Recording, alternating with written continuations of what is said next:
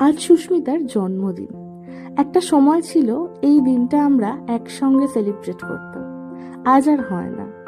এই ছবিটা তখন এঁকেছিলাম, এই ছবিটার মতো আজও সুস্মিতা আমাদের দুজনকে কিভাবে যেন একসাথে বেঁধে রেখেছে। আসলে এটাই ওর ম্যাজিক। সে আগের মতো মনীষা হঠাৎ আজ আমাদের বকা দিল। বকাঝকা খেয়ে সুশীল বালিকার মতো সে কেকটা কাটলো। চারিদিকে যা চলছে, মন মেজাজ একদম ভালো নেই। আজ অনেকদিন বাদে চোখে একটু কাজল লাগালাম, ভালো লাগলো।